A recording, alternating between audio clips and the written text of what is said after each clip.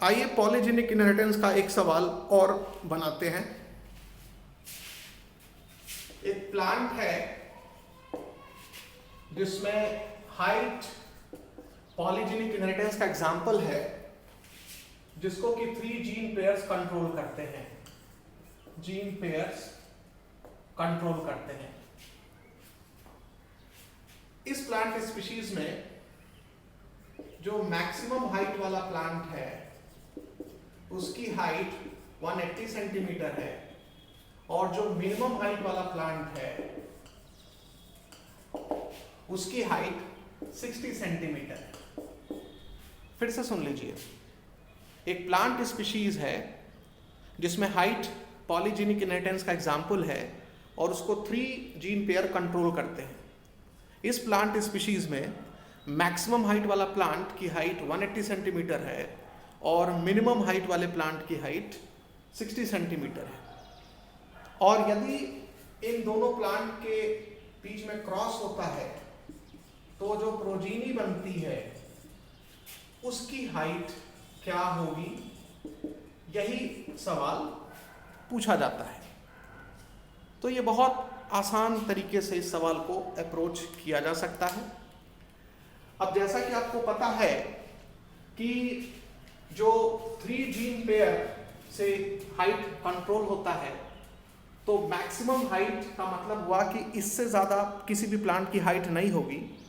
और चूंकि height polygenic inheritance का एग्जाम्पल है, तो सारे डोमिनेंट एलील जब मौजूद रहेंगे इसके जीनोटाइप में, तभी ये मैक्सिमम हाइट दिखाएगा। यानी मिनिमम हाइट 60 सेंटीमीटर है तो इसमें कोई भी डोमिनेंट एलील नहीं मौजूद है, और इस मिनिमम हाइट से जब हम मैक्सिमम हाइट की तरफ बढ़ेंगे तो डोमिनेंट एलील की वजह से हाइट बढ़ती जाएगी, जैसे जैसे डोमिनेंट एलील का नंबर बढ़ता जाएगा। तो मैक्सिमम हाइट 180 सेंटीमीटर है, मतलब इसमें सबसे ज़्यादा डोमिनेंट एलील होंगे। तो इसका जो जीनोटाइप होगा वो होगा AA BB CC। क्योंकि ये 3 जीन पेयर्स से कंट्रोल हो रहा है तो यहाँ 6 एलील होंगे और सारे के सारे डोमिनेंट एलील होंगे, तभी जाकर के हाइट मैक्सिमम होगी। इसके बाद आप देखें, जो मिनिमम हाइट है ये 60 सेंटीमीटर है। मिनिमम हाइट तभी होगी जब इसमें कोई भी डोमिनेंट एलील नहीं होगा, सारे के सारे रिसेसिव एलील होंगे। Small a small b small c small c। इसका मतलब ये हुआ कि मिनिमम हाइट एक बेस हाइट है और इसके ऊपर जो भी हाइट में इंक्रीज होगा वो डोमिनेंट एलील की वजह से होगा। जितना ज़्यादा डोमिनेंट एलील का नंबर बढ़ेगा उतना ही ज़्यादा हाइट भी बढ़ेगी। अब इन दोनों प्लांट के बीच में क्रॉस होगा तो जो प्रोजीनी होगी उसकी हाइट पूछी जा रही है। तो आपको मालूम है कि ये प्लांट जो गैमीट बनाएगा उसके गैमीट में ABC, capital A capital B capital C gene जाएंगे और या एलील जाएंगे, और मिनिमम हाइट वाला प्लांट जो गैमीट बनाएगा उसके गैमीट में small a small b small c allele जाएंगे। और ये दोनों गैमीट का जब फ्यूजन होगा तो इसकी प्रोजीनी का जीनोटाइप होगा capital A small a capital B small b capital C small c। तो ये हो गया F1 प्रोजीनी। एक तरह से ये हाइब्रिड प्लांट हो गया।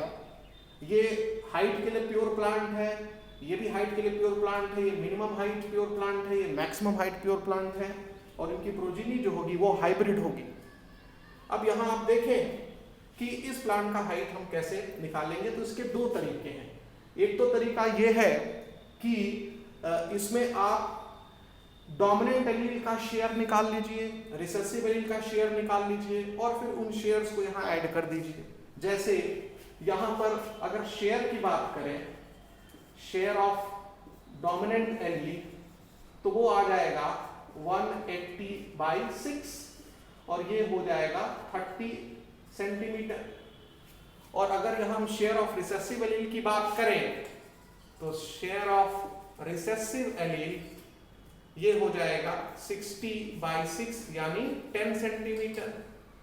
तो यहाँ पर 3 डोमिनेंट एलील है, तो इसका मतलब हो गया कि 3 डोमिनेंट एलील का शेयर होगा तो 30 × 3 = 90 सेंटीमीटर, और 3 रिसेसिव एलील का शेयर है तो यहाँ पर 10 × 3 यानी कि 30 सेंटीमीटर। यानी इस प्लांट की हाइट जो है वो 120 सेंटीमीटर होगी। तो इस प्लांट की हाइट 120 सेंटीमीटर होगी। ये हम शेयर को ध्यान में रख के ये सवाल लगा रहे हैं।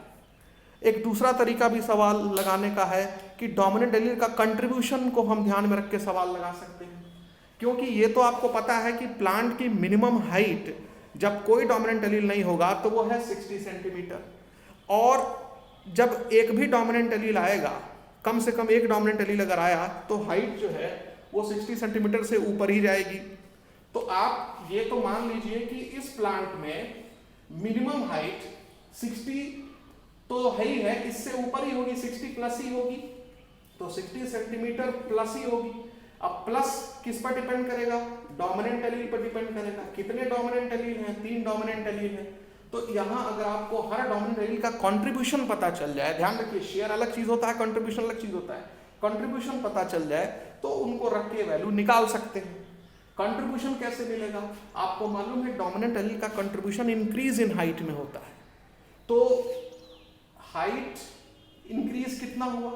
60 सेंटीमीटर तो बेसिक हाइट है, और मैक्सिमम हाइट कितनी है? 180 सेंटीमीटर। तो 180 सेंटीमीटर माइनस 60 सेंटीमीटर जब आप करेंगे तो कितना आएगा? 120 सेंटीमीटर आएगा। तो ये 120 सेंटीमीटर हाइट इंक्रीज हुआ है, 60 सेंटीमीटर के ऊपर इंक्रीज हुआ है 120 सेंटीमीटर। 60 सेंटीमीटर हाइट तक कोई डोमिनेंट एलील नहीं था, और 60 सेंटीमीटर से जब हम ऊपर जाएंगे, यानी कि 60 से जब 180 गए, यानी कितने का चेंज आया? 120 सेंटीमीटर का चेंज आया। तो इसमें ये 6 के 6 डोमिनेंट एलील कंट्रीब्यूट कर रहे हैं। तो इसका मतलब हुआ कि 120/6, इसका क्या मतलब हुआ? तो यहाँ पर 20 सेंटीमीटर हो जाएगा contribution of each dominant allele. तो contribution of each dominant allele जो है या ईच पॉलीजीन, ये 20 सेंटीमीटर होगा, जबकि शेयर कितना होगा? 30 सेंटीमीटर। तो याद रखिए कि कंट्रीब्यूशन अगर यहाँ हम जोड़ देंगे तो 60 सेंटीमीटर है, और यहाँ पर ए, बी और सी 3 डोमिनेंट एलील है, इसका 20 सेंटीमीटर, इसका 20 सेंटीमीटर, इसका 20 सेंटीमीटर, तो 60 सेंटीमीटर हो गया। तो यहाँ भी देखेंगे आंसर क्या आ जाएगा? 120 सेंटीमीटर आ जाएगा। तो 120 सेंटीमीटर अगर शेयर मान के लगाते हैं तब भी आंसर आएगा, और अगर एलील का कंट्रीब्यूशन मान के लगाते हैं तब भी वही आंसर आएगा। लेकिन आप शेयर मान के जब लगाएंगे तो ये प्रॉब्लम है, एक गलती ये हो सकती है कि आप कहीं 30 सेंटीमीटर को ही डोमिनेंट एलील का कंट्रीब्यूशन न मान लें। तो इसलिए हमेशा कोशिश ये करिए कि हम डोमिनेंट एलील के कंट्रीब्यूशन को निकाल करके ये वैल्यू लाने की कोशिश करें, तो कोई कंफ्यूजन नहीं होगा।